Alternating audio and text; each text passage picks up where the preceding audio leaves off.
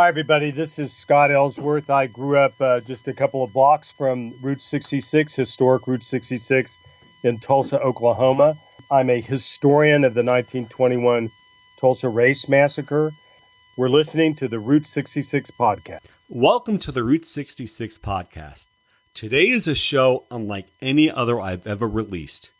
In my very first episode here, when I interviewed Michael Wallace, he commented not to only tell the good stories of Route 66, but also the stories that aren't so good. He basically said, just tell the truth. And I did. They included unbelievable stories that you might not have heard of if they weren't along Route 66. Stories such as the German POW camp in Fort Reno, or Times Beach, Missouri, a town of 1,800 residents completely wiped off the map after dioxin was unknowingly used on the dirt roads and made the residents sick. At the time, back in the 1980s, President Reagan authorized every house, every police car, even the water tower, purged and buried into a massive landfill forever, with not even a plaque or a sign that mentions that catastrophic event. Today's episode comes to you without interruption. No jingle, no opening, no promo, no news, no contest, no trivia, no listener feedback, nothing. Just so I can give you the full episode from one of the leading experts in the field we're about to discuss. You see, just a few years before Route 66 was commissioned, something horrible took place in Tulsa. And although it occurred before the highway was officially named, I'm including it here on the podcast for my listeners to reflect back on this event if they're driving the road and maybe passing through Tulsa. My guest today has written several books on the topic, including Death in a Promised Land, which was released in 1992, and his most recent book, The Groundbreaking, An American City and Its Search for Justice, which was just released in 2021. Please welcome to the Route 66 podcast, Scott Ellsworth, born and raised in Tulsa, Oklahoma. Scott, thank you so much for joining me today. Well, thanks. I'm really honored to be on your program. So, Scott, for those who have no idea about what you're an expert in, just give me one or two sentences highlighting what happened in Tulsa exactly 100 years ago, and then we'll peel back the layers. Sure. So what is known today as the Tulsa Race Massacre, which happened in 1921, was the worst single incident of racial violence in all of American history. Over the course of 16 hours, more than 1,000 African-American homes and businesses were looted and burned to the ground by mobs of whites who were assisted by the Tulsa police force. Hundreds of people were injured. To this day, we don't know how many people were killed, and more than 10,000 people were made homeless. Now, Scott, you were born and raised in Tulsa. When did you first hear about this horrific event? Well, that's a great question. So I am 67 years old. I was born in Tulsa in 1954. My family history in Tulsa just goes back to the 1930s. So nobody was there in the 1920s, so I didn't have a direct connection. But growing up in the 1960s, even as a 9 and 10-year-old, I would occasionally hear older adults, maybe neighbors, talking about this event, what they called the riot in those days. But when a kid would enter the room, they would change the subject or, lower their voices.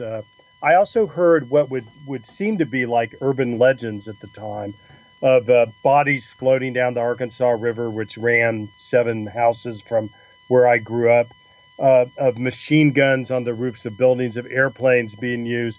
But it was almost impossible to find out anything until the summer I turned 12 years old.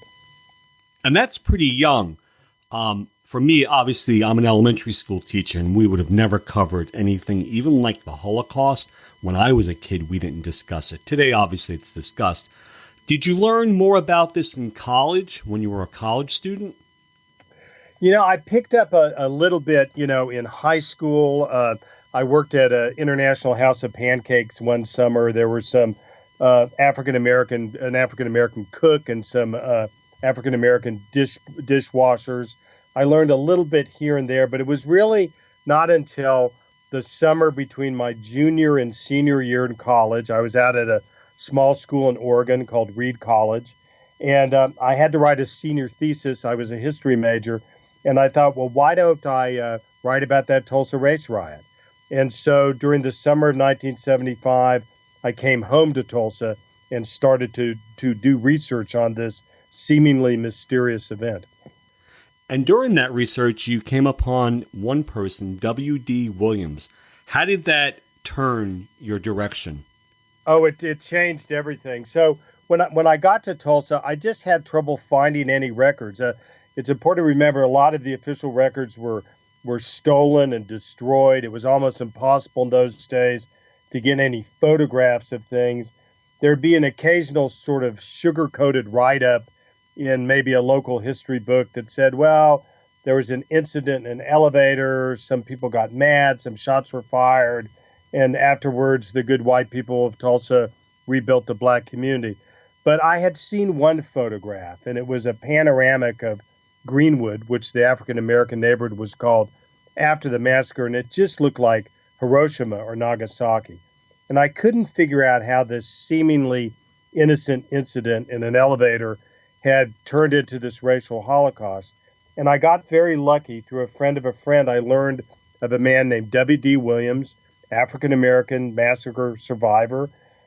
He was 16 at the time of the massacre, and he had really been in all of the right places at the right time. And I did my first ever oral history interview, that I'd ever done with Mr. Williams one day, and that was the day everything that changed, because that was the day that what happened to cause the massacre finally made sense. And before we get too far ahead, tell my listeners about Greenwood. So Greenwood was a remarkable place. A lot of people call it Black Wall Street today, but the reality is it wasn't called that in 1921. That's a term that wasn't applied until much later. But this was, a vibrant, prosperous, thriving neighborhood of 10,000 African Americans. There were 2 movie theaters, 2 newspapers, a dozen churches, more than 30 restaurants, 30 grocery stores and meat markets, a pub, 2 public schools, a library, a hospital, on and on. And there were a few merchants who had done really, really well. In fact, W.D. Williams, his parents, John and Lula Williams, they owned the Dreamland Theater, which sat 750 people. They also owned an automobile garage. They were the first black family in Tulsa to have a car. They also owned a 3-story building, the Williams Building, that had offices for some of Tulsa's a dozen black physicians and surgeons, African-American attorneys. There was a confectionery on the first floor and whatnot. So there were some families who really did quite well. And then there was another group of maybe 200 plus families who owned smaller businesses, maybe tailor shops, barber shops, corner cafes. And they dealt exclusively with a black clientele. But the majority of people in Greenwood, and there was very high employment, they all worked in the white community in service level jobs, as cooks, as maids, as dishwashers, as janitors. And they got pretty good paychecks. So they worked in the white community 5 days a week, but they came home every Friday with a good paycheck. And they spent that in Greenwood, the black community, which allowed for the district to flourish. Now, when you say it was the Black Wall Street, were there any banking industry there or no? No, there were not. And there were not. And in fact, I think most people, oftentimes people just kept what money they had at their home, just the regular working class folks. But the merchants who had more money, they kept their money in white banks downtown. And how could it have been that one of the wealthiest black communities in the country was in the middle of Oklahoma versus New York or Chicago or the West Coast? Well, and I think it's important to note, too, that Tulsa was not, Greenwood is not the size of Harlem or Atlanta or even the, famed African-American business district in Durham, North Carolina. But the reason is oil. So Tulsa in in 1900, in the year 1900, it was a dusty Creek Indian and cowboy town. Less than 1,000 people lived there. It looked like a Western town with unpaved streets and whatnot. By 1920, Tulsa had 100,000 people. It had, Wow. 17-story skyscrapers. It had electric streetcars and glorious churches and mansions. And it's because in 1905, was the discovery in oil across the river from Tulsa in what was known as the Glen Pool, which was by far the richest small oil field in the world. And overnight, Tulsa becomes this incredible boom town. In fact, people called it the Magic City because now you don't see it, now you do. Yeah. It just happened, bang, just like that. And there was tons of money in Tulsa. A number of, famous millionaires like J. Paul Getty got his start in Tulsa. And there was so much money that a portion of it flowed to the African-American community as well. The neighborhood was called Greenwood. How did it get its name Greenwood? It was by virtue of the fact that many of the African-Americans who lived in Tulsa had migrated from other southern states. They're trying to get out of Jim Crow, get away from the worst aspects of segregation. A large number of folks came from Mississippi, and Greenwood, Mississippi is a famous town in the Mississippi Delta, and folks from Greenwood managed to name Greenwood, the Black District in Tulsa, after their hometown. Now, in my research, I didn't even know about the events at the Drexel building. So share with my listeners the important events that took place. Absolutely. So on Monday, Memorial Day, May 30th, 1921, an African-American shoe shiner named Dick Rowland had been at work and in a white-owned but white-owned and white patronized shoe shine parlor.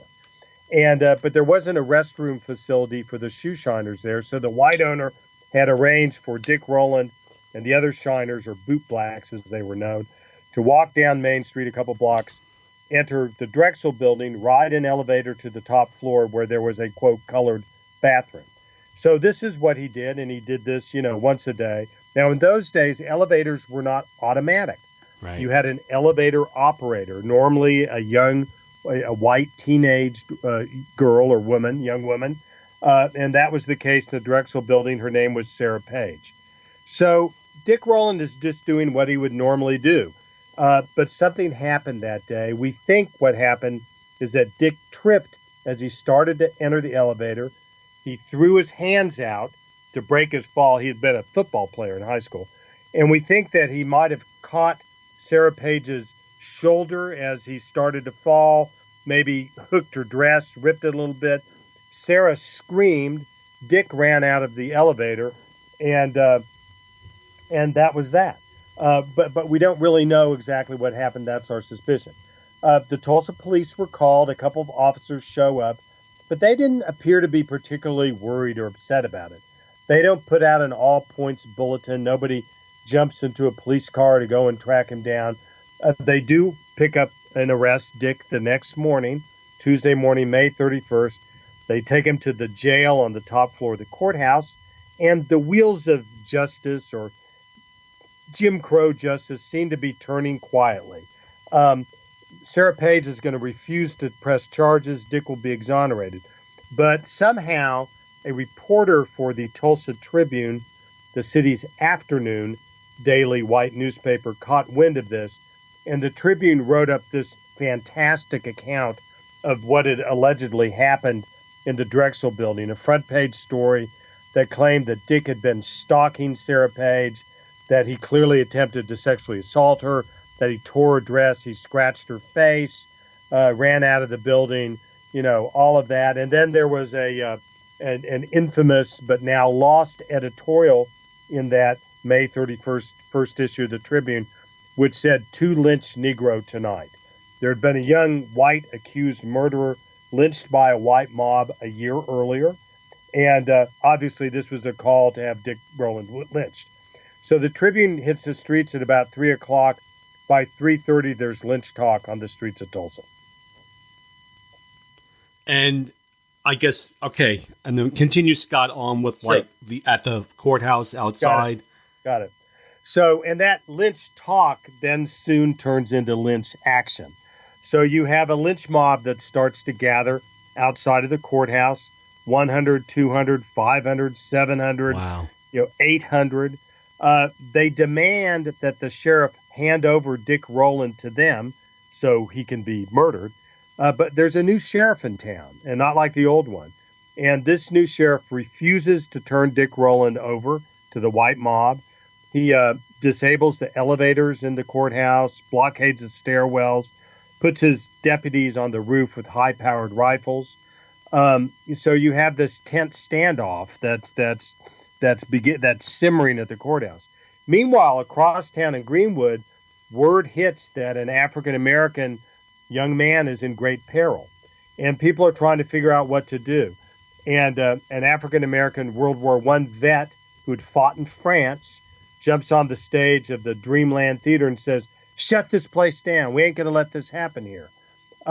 Others gather in front of the newspaper office on one of the newspaper offices on Greenwood.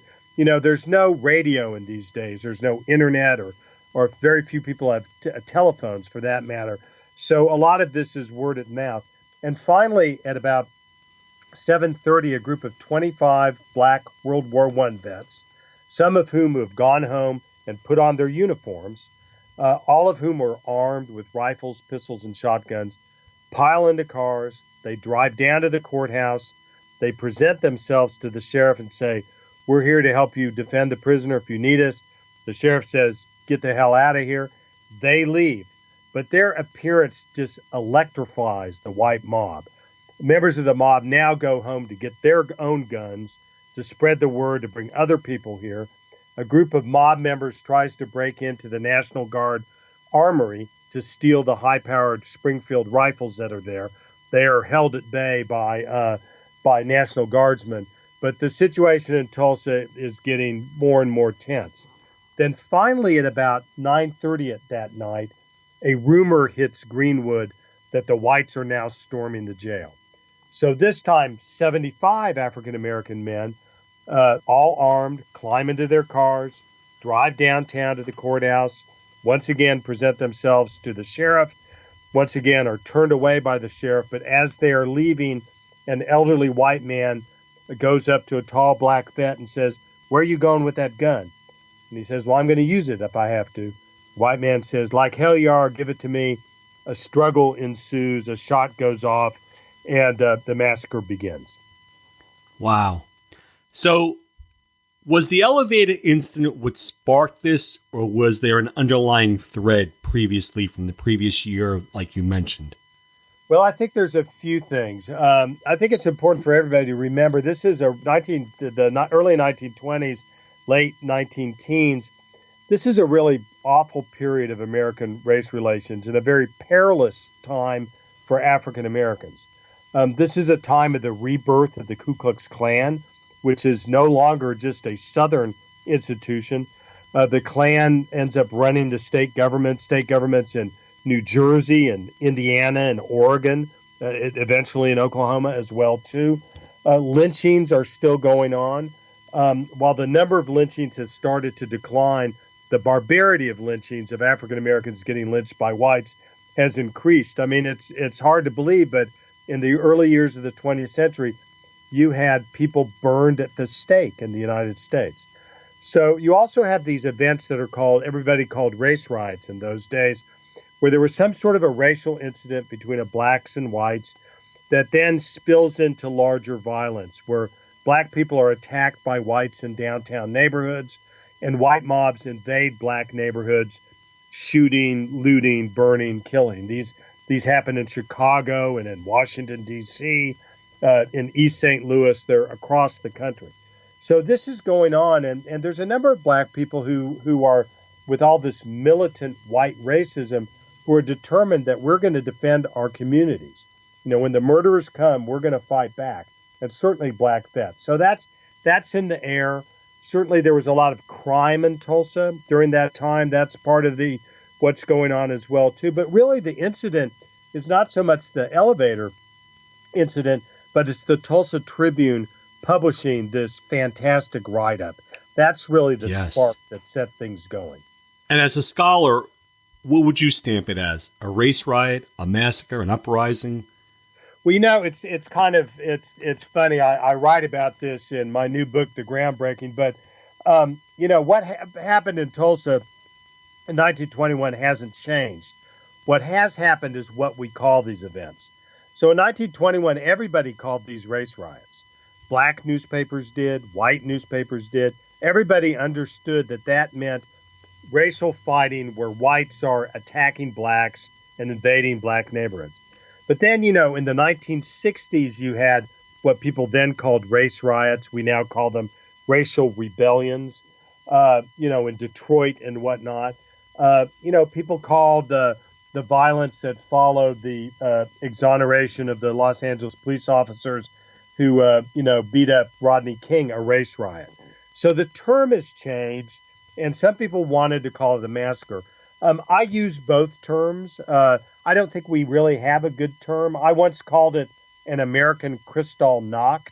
Like in Germany, in reference to when, Jewish synagogues and businesses and homes were attacked by the Nazis.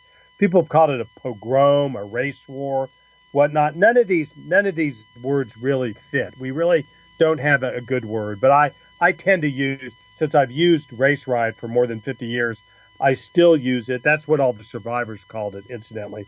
And but race massacre is the term of the day.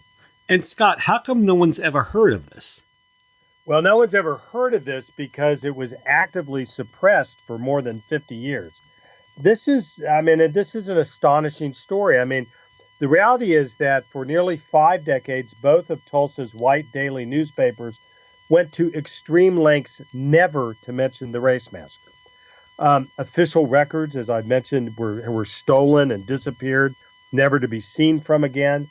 There were photographs. We have evidence that in the week following the massacre, Tulsa's police chief ordered his officers to go to all the white photographic studios in town and to confiscate any negatives and photographs that they had of the massacre. Also, people were threatened. As late as the 1970s, one researcher had his life threatened, for wanting to, write about this. He did finish his story, but neither of Tulsa's white newspapers would publish it. Others have been threatened with their jobs and whatnot. It was just something that was not talked about. Now, the irony is, though, that it wasn't talked about in the black community for decades as well, too.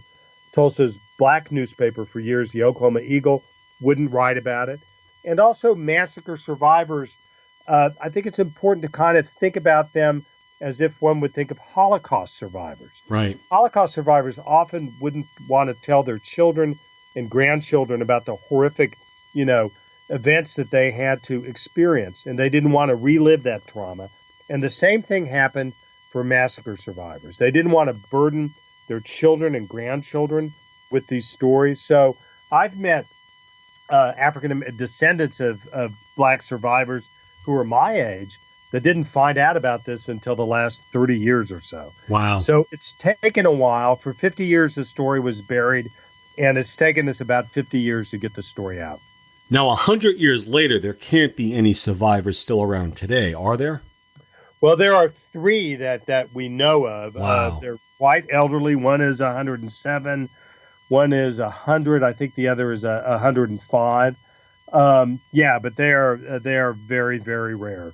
And it's really, when I began my work in the 1970s, I interviewed a number of survivors. I was just very lucky because those people were all adults during the massacre. And by the 1990s, when there was a new push to investigate the massacre, most of the survivors were children at the time. And how many would you say were killed during this race riot or this massacre? Well, this is something that we simply don't know. Nobody knows. I've been working on this for a long time now, and with a team of scientists and historians and forensic people and others. I think reasonable estimates go from somewhere in the 70s to as high as 300, but we don't know if the number is 71 or 299. And we don't even know what the ratio is between black and white casualties as well. I think it's safe to assume there's a higher number of African Americans that were killed than whites, but some of the survivors I talked to in the 70s, told me that we got as many of them as they got of us. But the fact of the matter is, we just simply don't know. Right. Now let's shift our conversation to the discovery of mass graves. When were they first discovered, and what is your role with the whole unearthing of the mass graves and documenting? Right. So we are still, in a way, we're still looking, for a mass grave. So I started in the late 90s. I was asked to serve as the lead scholar for a new state commission on what was then called the Tulsa Race Riot. And at that point, I went ahead and began the search for the mass graves. There have been plenty of stories over the years of African Americans, massacre victims being buried in trenches and unmarked graves. There was some written evidence to support that as well, too. I soon got just, terrific help from Clyde Snow, who was at that point the world's, living expert on mass graves, a renowned forensic anthropologist. We had historians and volunteers. And in the late 1990s, we met with 300 Tulsans, grave diggers and funeral directors and survivors or eyewitnesses and whatnot, and narrowed down 3 areas where we felt there was a good likelihood that massacre victims were buried in unmarked graves. And we brought in ground-penetrating radar, started to do work, and then we got caught up in politics, the politics of reparations, the politics of the commission. So we were shut down. And then 2 years ago, the mayor of Tulsa, G.T. Bynum, asked me, also the state archaeologist, to restart the investigation. We've brought ground radar to now 4 locations in town. The results have been mixed, but we focused, in fact, it's right on historic Route 66 at 11th and Peoria in Tulsa, at Oaklawn Cemetery, which is a city-owned cemetery that predated the massacre. It was segregated. We have written evidence that proves to us that at least 18 African American identified and unidentified massacre survivors were buried in unmarked graves in the cemetery. We've done 2 excavations. The last excavation, we uncovered what we thought is a mass grave, but now there is some contention on that.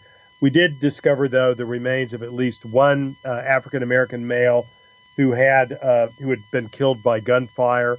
There were 2 bullets with the remains. My belief, and the belief of the chief forensic scientist on this, Dr. Phoebe Stubblefield, who's also worked on this for a long time, is that he may be part of that original 18, but our hope is and plan is to go ahead and to do further excavations in the cemetery in the area nearby.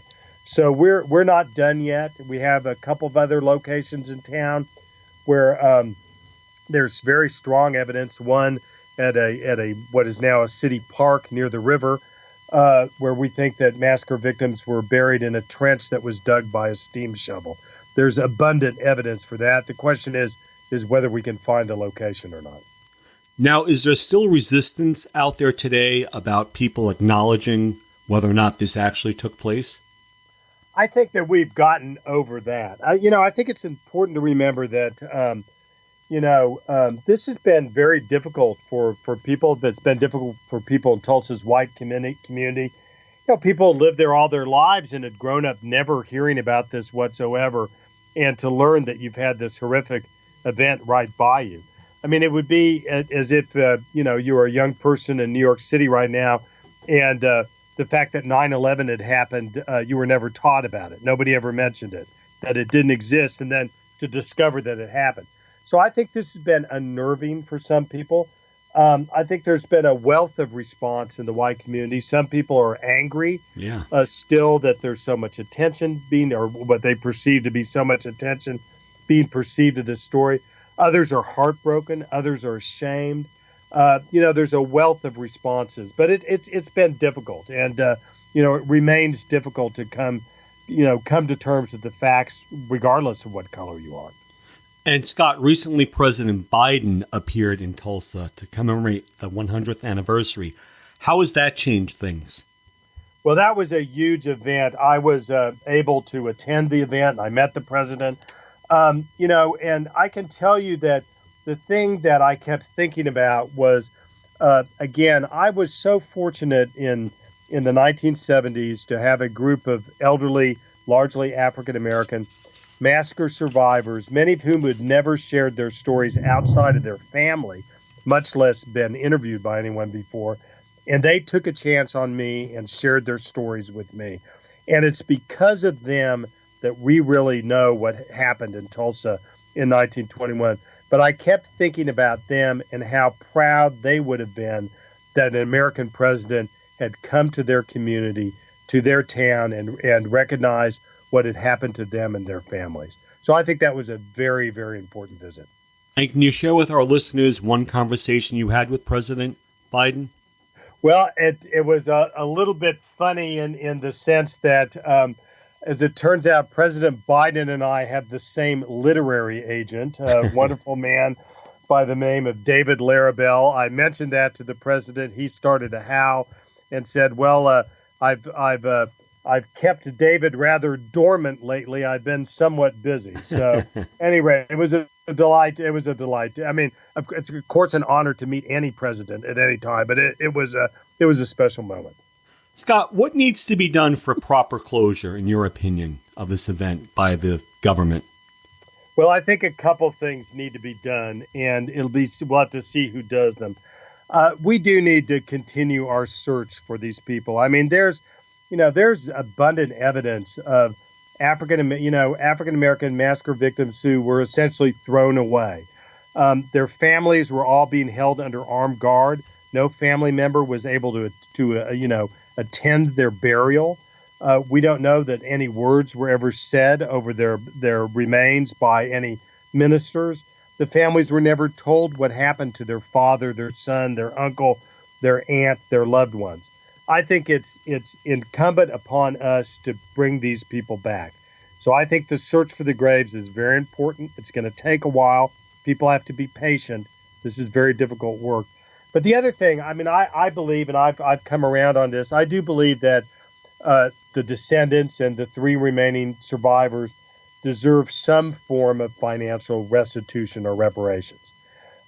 There'll never be enough money to pay them, but I think they were let down by everyone. They were let down by their city, by their state, by the federal government, even insurance companies. When black policyholders tried to get insurance companies to pay for their insured property, the insurance companies refused to do so. So I do believe that we have a debt here. It's not to say that reparations is not a very complicated issue, but we really have a finite event.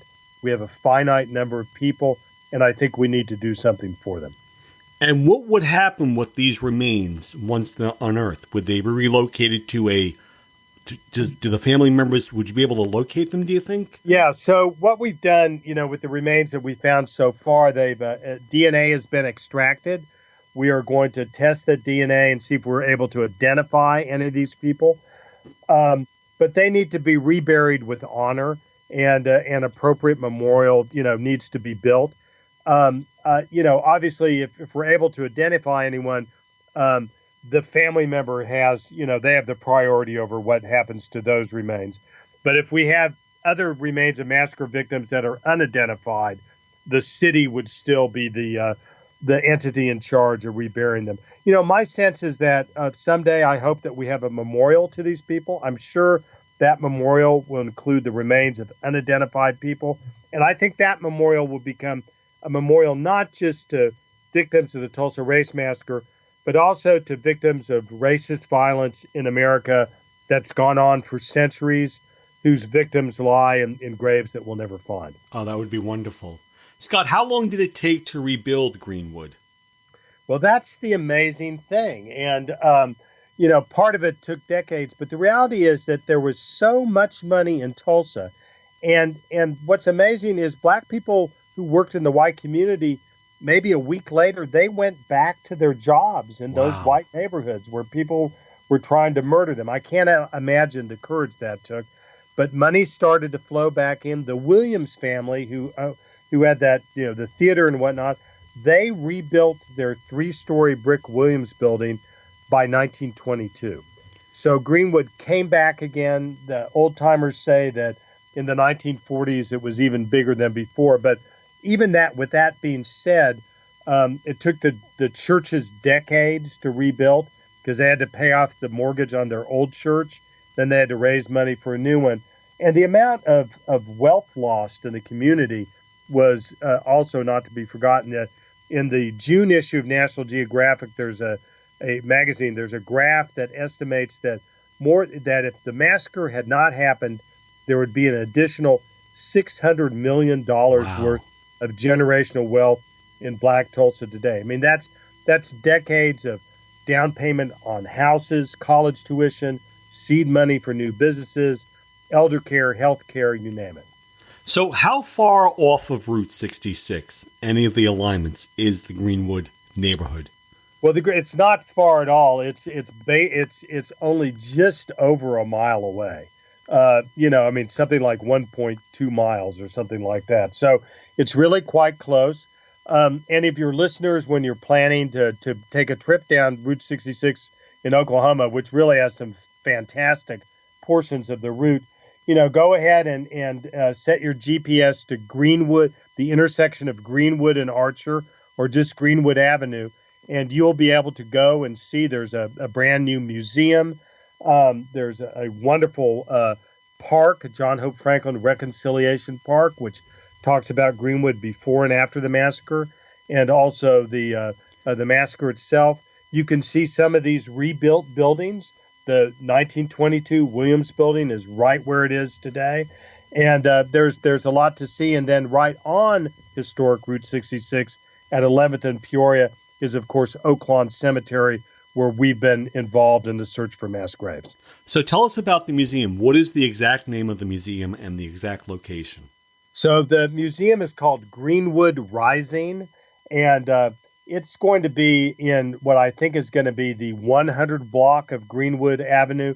They had a soft opening, as I understand it, recently. I haven't been in it since it's opened, but this is going to be a state of the art multimedia museum with artifacts as well, of course, that is going to tell the story of Greenwood before the massacre, during the massacre, and afterwards. So it's a very much a museum of hope. Are there any plaques or markers anywhere in Tulsa? Oh yeah, they're quite abundant, and your folks, listeners to the podcast, you're going to find quite a few on Greenwood Avenue. Look down at the ground, and you're going to be able to see where the businesses that were there that were lost in 1921. Also at the Greenwood Cultural Center, which I think is in the 300 block of North Greenwood, there's also a Black Wall Street Memorial, which on the back of the memorial, it's got an impressive list of all the African-American businesses that were destroyed during the massacre. So there's quite a bit to see. I can, as a native Tulsan and a Tulsa booster, I can tell you that the food in Tulsa is absolutely superb. Don't miss up on, barbecue and chicken fried steaks and other local delicacies. The city itself is beautiful. There are beautiful homes, museums, lovely Art Deco buildings. It's very much worth a visit. And your latest book is? My latest book is The Groundbreaking, An American City and Its Search for Justice. It came out in May. I can proud to say it's gotten rave reviews in the New York Times, Washington Post, LA Times, and it's been published overseas as well. So hopefully it's a book that people, it's not just a story of Tulsa, but, we live in what I call this age of reevaluation. Since the murder of George Floyd, Americans have been grappling with our history.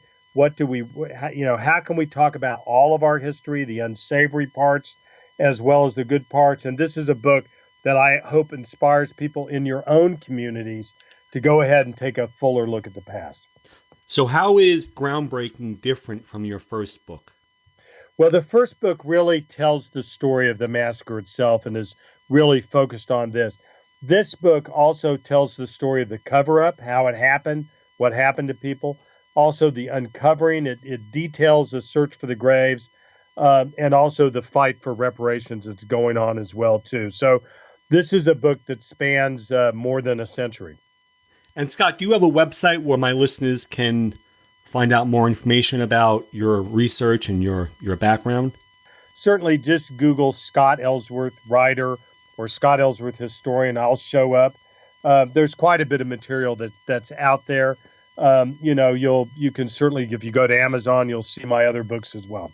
And we'll have links at route66podcast.com, not only to the books that Scott has written, but also to the many interviews that I just found so fascinating in learning so much about this topic. I wanted to say what an honor it is, to be on the podcast. I can tell you that the house that I grew up in at 24th and Boston is on a bluff overlooking the Arkansas River. And from my bedroom window, I could look out during the winter months when the leaves were off the trees, and I could see the lights of Route 66 starting to wind away in the distance to the west. And to me, that was always the road to the future. So I have a connection to Route 66, and I'm just really honored to be on your podcast. Well, thank you. So, Scott, you're also a professor. Tell us about your teaching responsibilities. Yes, so in the last dozen years or so, I have been fortunate to be a lecturer at the University of Michigan here in Ann Arbor. I teach in the Department of Afro-American and African Studies. I teach sort of a wide range of classes about the civil rights movement, about the history of basketball. Also teach a class on crime, race, and the law. And then lately, the past year, I've been teaching a new mini course actually on the history of the Tulsa Race Massacre because the interest has been so high. Well, Scott, thank you so much for joining us here on the Route 66 podcast. Thanks so much. Honored to be on the program.